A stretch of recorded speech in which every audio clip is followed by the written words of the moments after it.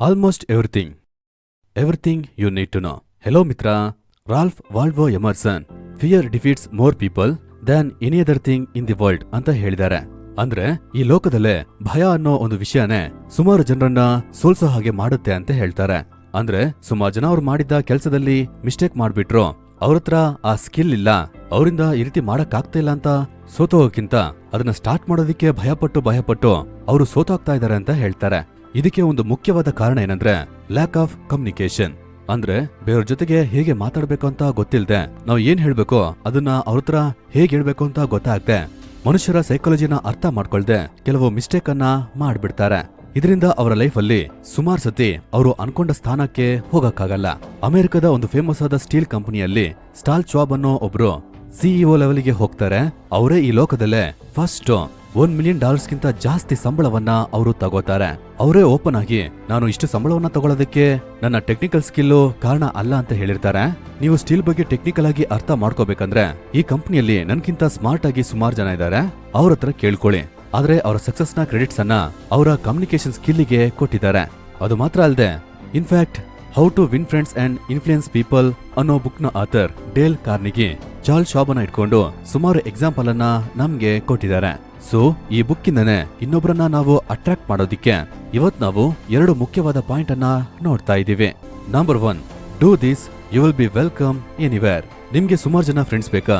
ಹಾಗಾದ್ರೆ ಈ ಲೋಕದಲ್ಲೇ ಸುಮಾರು ಫ್ರೆಂಡ್ಸ್ ಅನ್ನ ಇಟ್ಕೊಂಡಿರೋ ಎಕ್ಸ್ಪರ್ಟ್ ಇಂದ ಕಲಿಬೇಕು ತಾನೆ.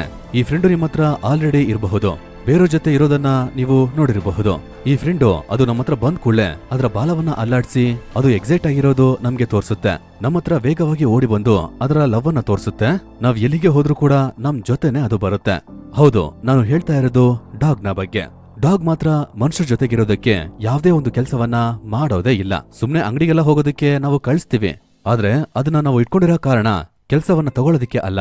ಒಂದು ಕೋಳಿನ ಸಾಕಿದ್ರೆ ಮೊಟ್ಟೆಗೆ ಮತ್ತೆ ಮಾಂಸಕ್ಕೆ ನೋಡ್ತೀವಿ, ದನವನ್ನ ಹಾಲ್ ಕರೆಯೋದಿಕ್ಕೆ ಮತ್ತು ವ್ಯವಸಾಯ ಮಾಡೋದಿಕ್ಕೆ ಯೂಸ್ ಮಾಡ್ಕೋತೀವಿ. ಆದ್ರೆ ಪೊಲೀಸ್ ಮತ್ತೆ ಮಿಲಿಟರಿ ಬಿಟ್ಟು ನಾರ್ಮಲ್ ಆಗಿ ಡಾಗ್ಸ್ ಅನ್ನ ಸಾಕ್ತಾ ಇದಾರಂದ್ರೆ ಅದರ ಬಳಿ ಬರೀ ಪ್ರೀತಿಯನ್ನ ಮಾತ್ರ ನಾವು ನಿರೀಕ್ಷೆ ಮಾಡ್ತೀವಿ. ಡಾಗ್ಸ್ ಅದರಲ್ಲೇ ಎಕ್ಸ್ಪರ್ಟ್. ಸೊ ಡಾಗ್ ಬಳಿಯಿಂದ ಕೂಡ ನಾವು ಫ್ರೆಂಡ್ಶಿಪ್ ಮಾಡೋದಕ್ಕೆ ಕಲ್ತ್ಕೋಬಹುದು ಅಂತ ಹೇಳ್ತಾರೆ. ಎಕ್ಸಾಂಪಲ್ಗೆ ಆಥರ್ ಚಿಕ್ಕ ವಯಸ್ಸಲ್ಲಿ ಇರುವಾಗ ಅವರಿಗೆ ಅವ್ರ ಅಪ್ಪ ಬಂದು ಟಿಪಿ ಅನ್ನೋ ಒಂದು ಡಾಗ್ ಅನ್ನ ಗಿಫ್ಟ್ ಆಗಿ ಕೊಟ್ರು. ಆ ಪಪಿ ಡಾಗ್ ಆಥರ್ ಜೊತೆ 5 ವರ್ಷ ಇತ್ತು. ಆಥರ್ ಅವರ ಚಿಕ್ಕ ವಯಸ್ಸಲ್ಲಿ ಆ ಡಾಗ್ ಜೊತೆ ಸುಮಾರು ಟೈಮ್ ಅನ್ನ ಕಳೆದಿದ್ದಾರೆ. ದಿಢೀರಂತ ಒಂದ್ ಟೈಮು ಮಳೆಯಲ್ಲಿ ಲೈಟ್ನಿಂಗ್ ನ ಕಾರಣದಿಂದ ಅವರ ಆ ಡಾಗ್ ಸತ್ ಹೋಗುತ್ತೆ. ಅದು ಆತರ್ಗೆ ಒಂದು ದೊಡ್ಡ ಲಾಸ್ ಆಗಿರುತ್ತೆ. ಅವರು ಅಳ್ತಾನೆ ಇದ್ರು, ತುಂಬಾ ಬ್ಯಾಡ್ ಆಗಿ ಫೀಲ್ ಆಗ್ತಾರೆ. ಸೊ ನೀವೀಗ ಡಾಗ್ಸ್ ಆ ರೀತಿ ಏನ್ ಮಾಡುತ್ತೆ? ಏನಕ್ಕೆ ಮನುಷ್ಯರಿಗೆ ಡಾಗ್ ಅಂದ್ರೆ ತುಂಬಾ ಇಷ್ಟ? ಈ ಸೀಕ್ರೆಟ್ ತುಂಬಾ ಸಿಂಪಲ್. ಈ ಸೀಕ್ರೆಟ್ ನಮ್ಗೂ ಕೂಡ ಅರ್ಥ ಆದ್ರೆ 2 ತಿಂಗಳಲ್ಲಿ ನಮಗೂ ಕೂಡ ಸುಮಾರು ಫ್ರೆಂಡ್ಸ್ ಸಿಗ್ತಾರೆ. ಆ ಸೀಕ್ರೆಟ್ ಏನಂತ ನಾನ್ ನಿಮ್ಗೆ ಹೇಳ್ತೀನಿ. B genuinely interested in other people. Dogs ಅನ್ನ ಗಮನ ಕೊಟ್ಟು ನೀವು ನೋಡಿದೀರಾ, ಯಾವಾಗ್ಲೂ ನಮ್ಗೆ ಅನ್ಡಿವೈಡೆಡ್ ಅಟೆನ್ಷನ್ ಅನ್ನ ಕೊಡುತ್ತೆ. ನಾವ್ ಏನ್ ಮಾಡ್ತೀವಿ ಅಂತ ಗಮನ ಕೊಡ್ತಾ ಇರುತ್ತೆ. ನಾವು ಹ್ಯಾಪಿಯಾಗಿದ್ರೆ ಅದು ಕೂಡ ಹ್ಯಾಪಿಯಾಗಿರುತ್ತೆ, ನಾವು ಬೇಜಾರಲ್ಲಿದ್ರೆ ಅದು ಕೂಡ ಬೇಜಾರಲ್ಲಿರುತ್ತೆ. ನಾವು ಫೀಲ್ ಮಾಡಿದ್ರು ಕೂಡ ಅದು ನಮ್ಗೆ ಸಮಾಧಾನ ಹೇಳೋ ಹಾಗೆ ಇರುತ್ತೆ. ಇದೇ ರೀತಿನೇ ಮನುಷ್ಯರಾದ ನಾವು ಕೂಡ ಬೇರೆಯವರ ವಿಷಯದಲ್ಲೂ ಕೂಡ ಜೆನ್ಯೂನ್ ಆಗಿ ಇಂಟ್ರೆಸ್ಟ್ ಅನ್ನ ತೋರಿಸಿದ್ರೆ, ಅಂದ್ರೆ ಯಾವ್ದೇ ರೀತಿ ನಿರೀಕ್ಷೆ ಮಾಡ್ದೆ ಯಾವ್ದಾರ ಒಂದು ಕೆಲಸ ಆಗುತ್ತೆ ಅಂತ ಅವ್ರ ಜೊತೆ ಮಾತಾಡ್ದೆ ಅವರ ಇಂಟ್ರೆಸ್ಟ್ ಅಲ್ಲಿ ನಾವು ಕೂಡ ಇಂಟ್ರೆಸ್ಟ್ ಅನ್ನ ತೋರಿಸಿದ್ರೆ ಅದು ನಿಜವಾಗ್ಲೂ ನಮ್ಮನ್ನ ಬೇರೆಯವರಿಗೆ ಇಷ್ಟ ಆಗೋ ರೀತಿ ಮಾಡುತ್ತೆ.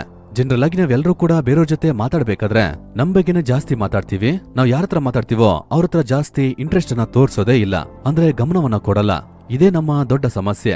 ಈ ರೀಸನ್ ಇಂದ ಬೇರೆಯವರಿಗೆ ನಮ್ಮನ್ನ ಕಂಡ್ರೆ ಆಗೋದೇ ಇಲ್ಲ. ಇನ್ಫ್ಯಾಕ್ಟ್ ಫೇಮಸ್ ಆದ ಸೈಕಾಲಜಿಸ್ಟ್ ಆಲ್ಫರ್ಡ್ ಆಡ್ಲರ್ ಕೂಡ ಯಾರೆಲ್ಲ ಬೇರೆಯವ್ರ ಮೇಲೆ ಇಂಟ್ರೆಸ್ಟ್ ಅನ್ನ ತೋರ್ಸಲ್ವೋ ಅವರಿಗೆ ಅವರ ಜೀವನ ಪೂರ್ತಿ ಸುಮಾರು ಪ್ರಾಬ್ಲಮ್ ಎಲ್ಲ ಇರುತ್ತೆ ಅಂತ ಹೇಳ್ತಾರೆ. ಏನಕ್ಕೆ? ಆ ಕಾಲದಲ್ಲಿ ಫೇಮಸ್ ಆದ ಮ್ಯಾಜಿಷಿಯನ್ ಆಗಿದ್ದ ಹರ್ವರ್ಡ್ ಥರ್ಸ್ಟನ್ ಕೂಡ 40 ವರ್ಷ ಮ್ಯಾಜಿಕ್ ಅನ್ನ ಮಾಡ್ತಾ ಇದ್ರು. ಅದು ಕೂಡ ವರ್ಲ್ಡ್ ವೈಡ್ ಆಗಿ ಮ್ಯಾಜಿಕ್ ಮಾಡ್ತಾ ಇದ್ರು.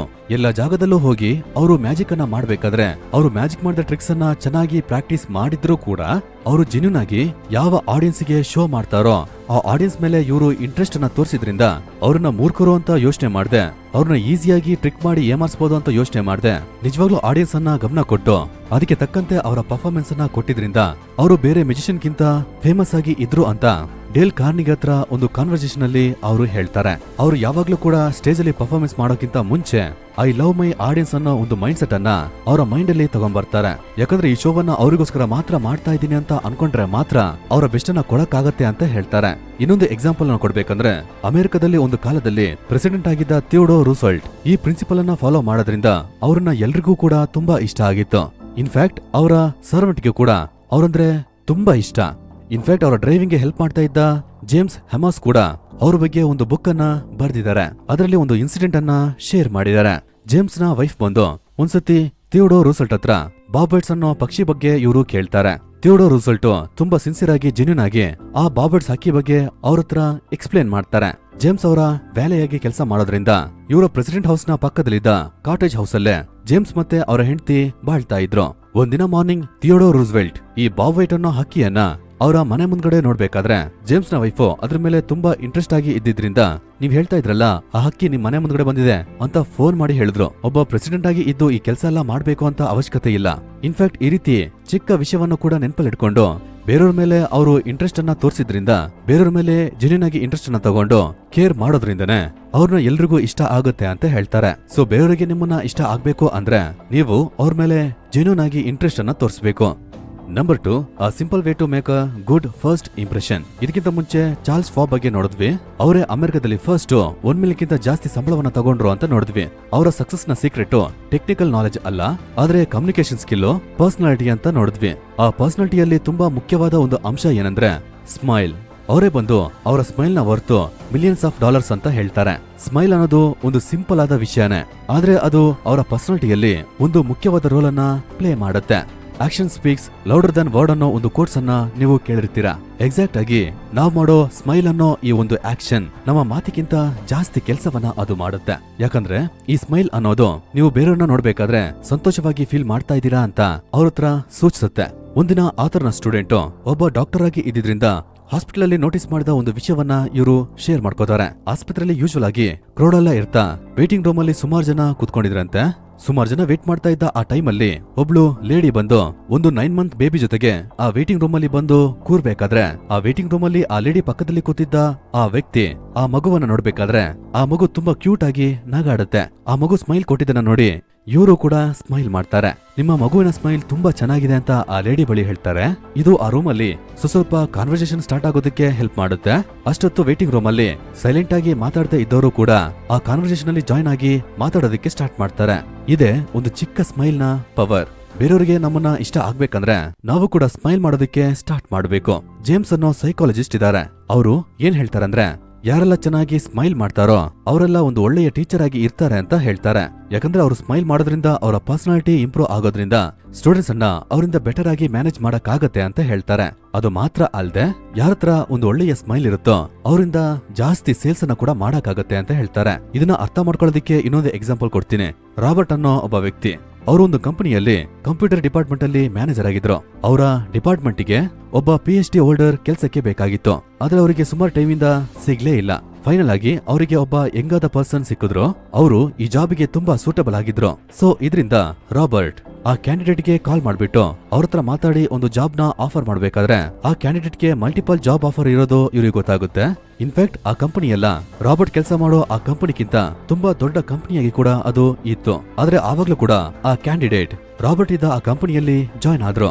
ಇದಕ್ಕೆ ಏನ್ ಕಾರಣ ಅಂತ ಕೇಳಬೇಕಾದ್ರೆ, ಬೇರೆ ಕಂಪನಿಯಲ್ಲಿ ಜಾಬ್ ಆಫರ್ ಅನ್ನ ಕೊಡ್ಬೇಕಾದ್ರೆ ಅವರು ಮ್ಯಾನೇಜರ್ ಹತ್ರ ಮಾತಾಡ್ಬೇಕಾದ್ರೆ ಅವರು ಬಿಸ್ನೆಸ್ ಓರಿಯೆಂಟೆಡ್ ಆಗಿ ಮಾತಾಡೋ ರೀತಿ ನಂಗೆ ಅನ್ಸ್ತು. ಆದ್ರೆ ನಿಮ್ಮ ಹತ್ರ ಮಾತಾಡ್ತಾ ಮಾತ್ರ ಒಂದು ಫ್ರೆಂಡ್ಲಿ ಆದ ಫೀಲಿಂಗ್ ನಂಗೆ ಸಿಕ್ತು. ನೀವು ನನ್ನ ಹತ್ರ ಮಾತಾಡ್ಬೇಕಾದ್ರೆ ನೀವು ಕೂಡ ಸಂತೋಷವಾಗಿ ಇದ್ರಿ ಅಂತ ನಂಗೆ ಅನ್ಸ್ತು. ನೀವು ನನ್ನ ಹತ್ರ ಫೋನಲ್ಲಿ ಮಾತಾಡ್ಬೇಕಾದ್ರೂ ಕೂಡ ನಿಮ್ಮ ವಾಯ್ಸ್ ಟೋನ್ ನಂಗೆ ತುಂಬಾ ಫ್ರೆಂಡ್ಲಿ ಆಗಿತ್ತು. ಸೊ ನಾನು ಕೆಲಸ ಮಾಡೋ ಜಾಗದಲ್ಲಿ ಒಂದು ಫ್ರೆಂಡ್ಲಿ ಫೀಲಿಂಗ್ ಇರಬೇಕು ಅಂತ ನಾನು ಅನ್ಕೊಂಡೆ. ಆದ್ರಿಂದ ನಿಮ್ಮ ಕಂಪನಿಯಲ್ಲಿ ಜಾಯ್ನ್ ಆದೆ ಅಂತ ಹೇಳ್ತಾರೆ. ಇನ್ಫ್ಯಾಕ್ಟ್ ಅಮೆರಿಕದಲ್ಲಿ ಟೆಲಿಫೋನ್ ಅಲ್ಲಿ ಸೇಲ್ಸ್ ಮಾಡೋ ಎಲ್ರಿಗೂ ಕೂಡ ಫೋನ್ ಪವರ್ ಅನ್ನೋ ಒಂದು ಪ್ರೋಗ್ರಾಮ್ ಅನ್ನ ನಡೆಸ್ತಾರೆ. ಅದರಲ್ಲಿ ತುಂಬಾ ಮುಖ್ಯವಾದ ಅಂಶ ಏನಂದ್ರೆ, ಕ್ಲೈಂಟ್ಸ್ ಹತ್ರ ಮಾತಾಡ್ಬೇಕಂದ್ರೆ ನಗಾಡ್ತಾ ಮಾತಾಡ್ಬೇಕು ಅಂತ ಹೇಳ್ತಾರೆ. ಯಾಕಂದ್ರೆ ನಾವು ಸ್ಮೈಲ್ ಮಾಡ್ತಾ ಸಂತೋಷವಾಗಿ ಇರೋ ಹಾಗೆ ಮಾತಾಡಿದ್ರೆ ಅದು ನಮ್ಮ ವಾಯ್ಸ್ ಟೋನ್ ಅನ್ನ ಚೇಂಜ್ ಮಾಡುತ್ತೆ, ಬೇರೆಯವ್ರನ್ನ ಕಂಫರ್ಟಬಲ್ ಆಗಿ ಫೀಲ್ ಮಾಡುತ್ತೆ. ಇದು ಬಿಸ್ನೆಸ್ಗೆ ಮಾತ್ರ ಅಲ್ಲ, ನಿಮ್ಮ ರಿಲೇಶನ್ಶಿಪ್ ಅನ್ನ ಇಂಪ್ರೂವ್ ಮಾಡೋದಕ್ಕೂ ಕೂಡ ಸ್ಮೈಲ್ ಮಾಡ್ತಾನೆ ಮಾತಾಡೋದು ನಿಮ್ಗೆ ಸುಮಾರು ಬೆನಿಫಿಟ್ ಅನ್ನ ಅದು ತಂದ್ಕೊಡುತ್ತೆ. ಬೇರೆಯವರಿಗೆ ನಿಮ್ಮನ್ನ ಇಷ್ಟ ಆಗೋ ರೀತಿ ಅದು ಮಾಡುತ್ತೆ. ಇನ್ಫ್ಯಾಕ್ಟ್ ಡೇಲ್ ಕಾರ್ನೆಗಿ ಅವರ ಸ್ಟೂಡೆಂಟ್ಗೆ ಒಂದ್ ವಾರ ನೀವು ಎಲ್ಲರ ಹತ್ರ ಮಾತಾಡ್ಬೇಕಾದ್ರೆ ಸ್ಮೈಲ್ ಮಾಡ್ಕೊಂಡೆ ಮಾತಾಡಬೇಕು ಅಂತ ಒಂದು ಚಾಲೆಂಜ್ ಅಥವಾ ಟಾಸ್ಕ್ ಅನ್ನ ಕೊಡ್ಬೇಕಾದ್ರೆ ಆ ಟಾಸ್ಕ್ ನ ಎಂಡಿಂಗ್ ಅಲ್ಲಿ ಸ್ಟೂಡೆಂಟ್ಸ್ಗೆ ಯಾವಾಗ್ಲೂ ಕೂಡ ಪಾಸಿಟಿವ್ ರಿಸಲ್ಟ್ ಬಂತು ಅಂತ ಹೇಳ್ತಾರೆ. ಸೊ ಬೇರೆಯವ್ರ ಬಳಿ ಮಾತಾಡ್ಬೇಕಾದ್ರೆ ಸ್ಮೈಲ್ ಮಾಡ್ತಾನೆ ಮಾತಾಡೋದಕ್ಕೆ ನೀವು ಕೂಡ ಟ್ರೈ ಮಾಡಿ ನೋಡಿ.